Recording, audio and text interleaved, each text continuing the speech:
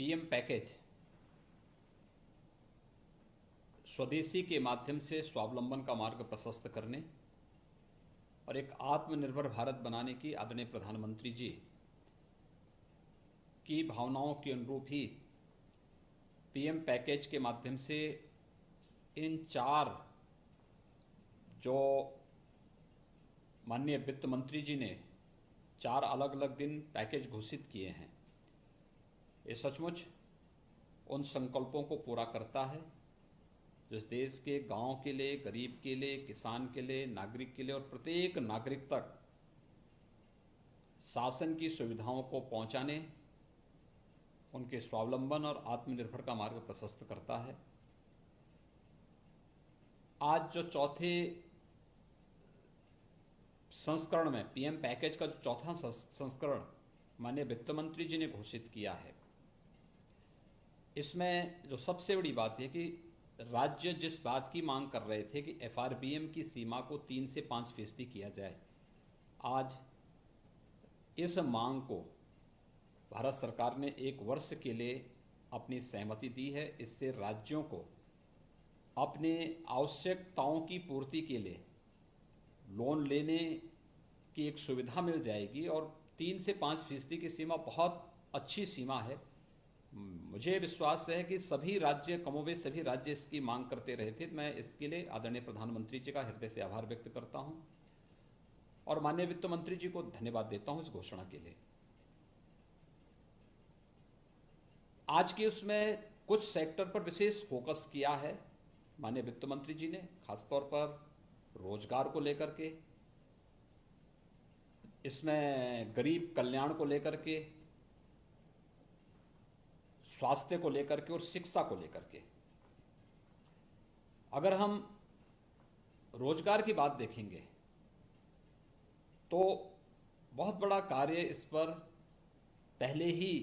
Package के हर एक चरण में देखने को मिला है। एमएसएमई सेक्टर के लिए जो घोषणा पहले दिन हुई थी और जिस प्रकार से पूरे देश के अंदर उसका स्वागत हुआ, ये हमारा बैकबोन है।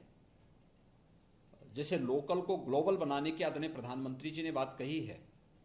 तो ये उसका आधार है। और एमएसएमई सेक्टर को अगर आप देखेंगे तो इसमें जो सबसे बड़ी बात है, इंसॉल्वेंसी के नियमों में ढील दी गई है 1 लाख से 1 करोड़ तक। मेरा अनुमान है कि देश का जो सबसे बड़ा एमएसएमई सेक्टर है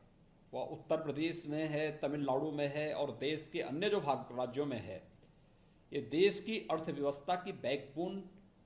है और इससे बहुत मजबूती मिलेगी और रोजगार सृजन के भी ढेर सारे अवसर इससे प्राप्त होंगे। दूसरा, प्रवासी श्रमिकों की सकुशल और सुरक्षित वापसी के लिए भारत सरकार ने श्रमिक एक्सप्रेस लगाए हैं। 85% रेल मंत्रालय और भारत सरकार इसमें योगदान दे रहा है। सभी राज्य अगर अपने हिस्से का राशि सहयोग में दे देंगे तो निःशुल्क सभी श्रमिकों को उनके घर तक और उनके गृह जनपद तक आसानी से पहुंचाया जा सकता है। उत्तर प्रदेश में अब तक 475 से अधिक श्रमिक एक्सप्रेस गाड़ियां यहां आई हैं उत्तर प्रदेश में, जिसमें 6 लाख से अधिक प्रवासी श्रमिकों को अकेले हम उत्तर प्रदेश में इन जो श्रमिक एक्सप्रेस लगी हैं इनके माध्यम से सुरक्षित उनके गृह जनपद तक क्वारंटाइन सेंटर में पहुंचाने की व्यवस्था इसके माध्यम से किए हैं। लेकिन इन प्रवासी श्रमिकों के बारे में भी जो व्यापक कार्य योजना घोषित हुई है, एक पहले पैकेज में प्रधानमंत्री गरीब कल्याण पैकेज में प्रधानमंत्री जी ने 1,70,000 करोड़ रुपए की जो घोषणा की थी, इसमें हर एक यानी देश के 80 करोड़ लोगों को फ्री में राशन देने की व्यवस्था। और मुझे प्रसन्नता है कि उत्तर प्रदेश में हम लोगों ने अब तक 18 करोड़ लोगों को हर बार यानी तीसरी बार हम फ्री में राशन उपलब्ध करवा चुके हैं। और ये फ्री में राशन प्रदेश के अंदर हर एक व्यक्ति को उपलब्ध हो चुका है। कोई व्यक्ति ये नहीं कह सकता कि हमें राशन नहीं मिल रहा है। इसके अलावा प्रदेश के अंदर रोजगार सृजन की दृष्टि से भी जो कार्य प्रारंभ हुए हैं, इसमें एमएसएमई सेक्टर में बहुत बड़ा कार्य हुआ है। यहाँ पे जो उद्योग बंद थे उनको प्रारंभ करके उसमें कार्य प्रारंभ हुआ है, उसके माध्यम से बहुत सारे लोगों को रोजगार यहाँ उपलब्ध हुआ है। मनरेगा में आज के दिन पर उत्तर प्रदेश में प्रतिदिन 30 लाख लोगों को रोजगार प्राप्त हो रहा है और मनरेगा के माध्यम से ही 300 करोड़ रोजगार सृजित करने का जो लक्ष्य रखा गया है, 40,000 करोड़ रुपए की व्यवस्था केवल इसी के लिए की गई है और इसके माध्यम से मानसून के दौरान भी सभी लोगों को काम मिल सके इसका भी प्रावधान किया गया है। प्रवासी श्रमिकों के लिए भी कुछ सहयोग देने के लिए भी इसमें व्यवस्था की गई है। ये रोजगार सृजन के जो पैकेज घोषित हो रहे हैं, ये निश्चित ही हर एक हाथ को काम देने की सामर्थ्य रखते हैं और इस पर बहुत स्वागत योग्य है। मैं इसके लिए आदरणीय प्रधानमंत्री जी का हृदय से आभार व्यक्त करता हूं। स्वास्थ्य के सेक्टर में भी आज आप देखेंगे, उत्तर प्रदेश को ही अगर हम लोग लें तो जब कोरोना का पहला पॉजिटिव केस आया था तब उत्तर प्रदेश में हमारे पास तब न पीपीई किट यहां पे बनती थी, ना N95 मास्क की व्यवस्था थी, ना सैनिटाइजर की व्यवस्था हमारे पास थी। हमारे पास तब केवल 50 टेस्टिंग की क्षमता की एक लैब लखनऊ में थी। आज हमारे पास 26 लैबोरेटरी हैं। पर्याप्त मात्रा में भारत सरकार हमें किट उपलब्ध करा रहा है और प्रतिदिन हम लोग इस समय 6,000 टेस्ट प्रतिदिन कर रहे हैं। अगले 2-3 दिन के अंदर हम इस क्षमता को बढ़ा करके 10,000 तक करने जा रहे हैं। लगभग अब तक प्रदेश में 2.25 लाख से अधिक टेस्ट हम लोग संपन्न कर चुके हैं और कुशलतापूर्वक न केवल इस क्षमता का विस्तार हम लोगों ने भारत सरकार के सहयोग से किया है, अपितु लेवल 1, लेवल 2, लेवल 3 के कोविड हॉस्पिटल की भी एक लंबी श्रृंखला खड़ी करते हुए हम लोग अब तक 55,000 से अधिक केवल कोरोना पॉजिटिव के केसेज के उपचार के लिए 55,000 से अधिक बेड स्थापित कर चुके हैं और प्रदेश के सभी 75 जनपदों में आज वेंटिलेटर की सुविधा हमारे पास मौजूद है। ये व्यवस्था हम लोगों ने आज के दिन पर प्रदेश के अंदर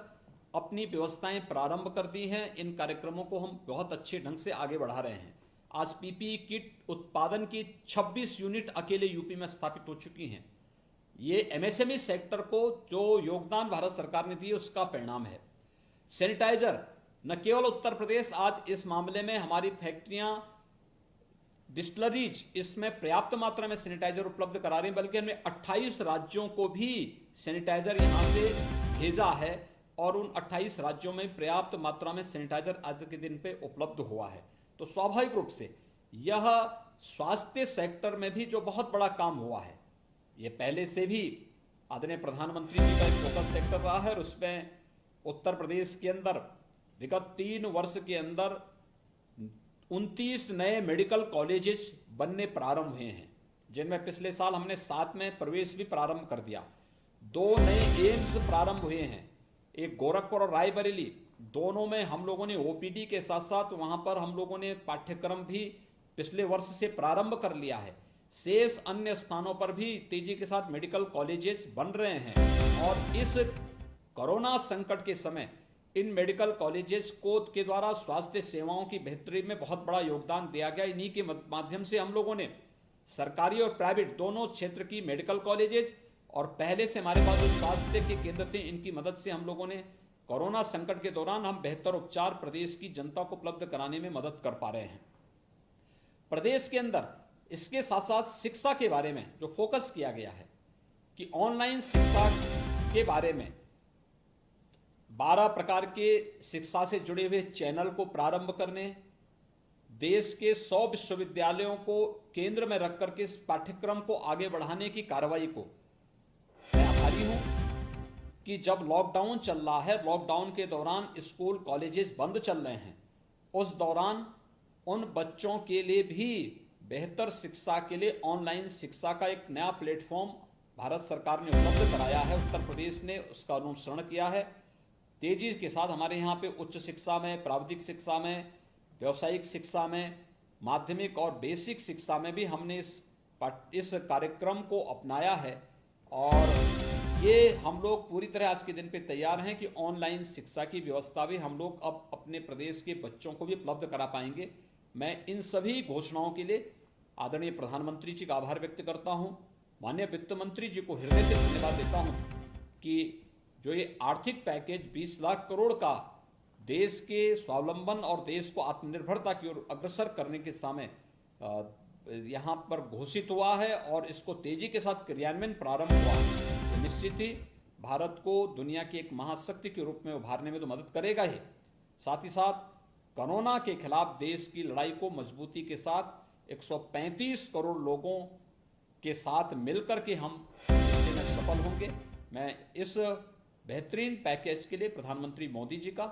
और वित्त मंत्री श्रीमती निर्मला सीतारमण जी का हृदय से आभार व्यक्त करता हूं।